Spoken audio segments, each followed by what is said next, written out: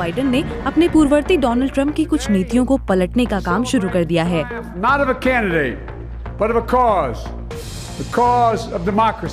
शपथ ग्रहण समारोह के बाद काम शुरू करने से पहले व्हाइट हाउस के लिए रवाना हुए बाइडेन ने सोशल मीडिया पर लिखा, हमें हमारे सामने मौजूद संकट से निपटना है, हमारे पास बर्बाद करने के लिए वक्त नहीं है।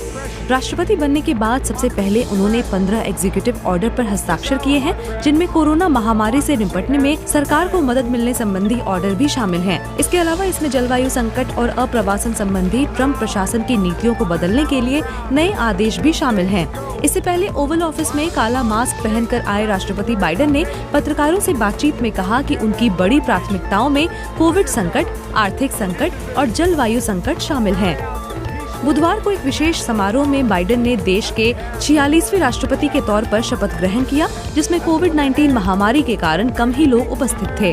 हालांकि 3 पूर्व राष्ट्रपति बराक ओबामा, बिल क्लिंटन और जॉर्ज डब्ल्यू बुश उनके शपथ ग्रहण समारोह में मौजूद थे। साथ ही ट्रंप प्रशासन में उपराष्ट्रपति रहे माइक पेंस भी इस दौरान मौजूद रहे।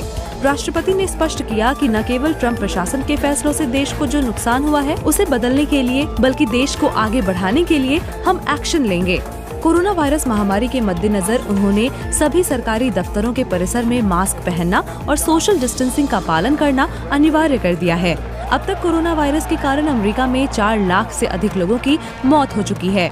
बाइडेन ने फैसला लिया है कि महामारी पर प्रतिक्रिया के समन्वय के लिए एक नया ऑफिस स्थापित किया जाएगा।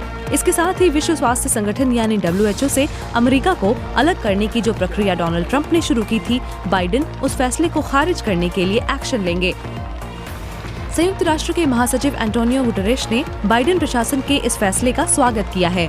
उनके प्रवक्ता स्टीफन दुजारिक ने कहा कि गुटेरेश ने अधिक समन्वित वैश्विक प्रतिक्रिया के लिए इसे बहुत अहम बताया है। संक्रामक बीमारियों के शीर्ष अमेरिकी विशेषज्ञ डॉक्टर एंटोनी फाउची के नेतृत्व में बाइडेन प्रशासन की एक टीम WHO के एग्जीक्यूटिव बोर्ड की बैठक में शामिल होगी। WHO के साथ रिश्ते सामान्य होने पर अमेरिका इसे मजबूत करने पर काम करेगा और कोरोना महामारी से लड़ाई में सहयोग करेगा। बाइडेन ने 2015 के पेरिस जलवायु समझौते में शामिल होने के लिए एक एग्जीक्यूटिव ऑर्डर पर हस्ताक्षर किया, जिसे ट्रंप ने औपचारिक रूप से पिछले साल वापस ले लिया था। कीस्टोन एक्सेल पाइपलाइन पर डोनाल्ड ट्रंप के फैसले को रद्द कर दिया, जिसे लेकर पर्यावरणविदों और अमेरिका के मूल निवासियों ने 1 दशक से भी अधिक समय तक संघर्ष किया है। ट्रंप ने 2019 में कनाडा के 1900 किलोमीटर लंबी तेल पाइपलाइन बनाने का करार दिया था। बराक ओबामा प्रशासन ने भी पर्यावरण समूहों के विरोध को देखते हुए इस पाइपलाइन के निर्माण पर बैन लगा दिया था। पर्यावरण समूहों का कहना है कि क्रूड ऑयल निकालने के कारण ग्रीन हाउस गैसों का 17% ज्यादा उत्सर्जन होगा।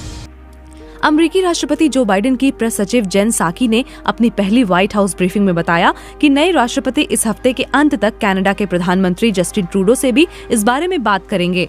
ट्रूडो पहले विदेशी नेता होंगे जिनसे राष्ट्रपति बनने के बाद बाइडेन सबसे पहले बात करेंगे।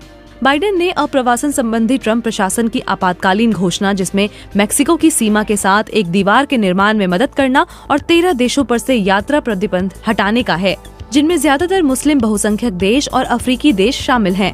ट्रंप ने कई मुस्लिम देशों और अफ्रीकी देशों से मुस्लिमों के अमेरिका में प्रवेश पर प्रतिबंध लगाया था। अप्रवासन को लेकर बाइडेन ने एक मेमोरेंडम पर हस्ताक्षर करके होमलैंड सिक्योरिटी और अमेरिकी अटॉर्नी जनरल को निर्देश दिया, जो निर्वासित बच्चों के रूप में देश में आए प्रवासियों की रक्षा करता है। इससे उन लोगों को अमेरिकी नागरिकता मिल सकती है जो बच्चों के तौर पर देश में आए और कई वर्षों तक अमेरिकी विकास में योगदान किया है। आर्थिक मोर्चे पर राष्ट्रपति जो बाइडेन ने CDC centre for disease control and prevention से मोराटोरियम पर बेदखली को मार्च तक बढ़ाने के लिए कहा है और शिक्षा विभाग से स्टूडेंट लोन की अदायगी को सितंबर तक बढ़ाने को कहा है। उन्होंने संघीय योजनाओं और संस्थानों में किसी भी प्रकार के नस्लीय भेदभाव को समाप्त करने के एक एग्जीक्यूटिव ऑर्डर पर भी हस्ताक्षर किया। प्रेस सेक्रेटरी जेन साकी ने कहा, आने वाले दिनों और हफ्तों में हम अतिरिक्त प्रशासनिक फैसलों की घोषणा करेंगे।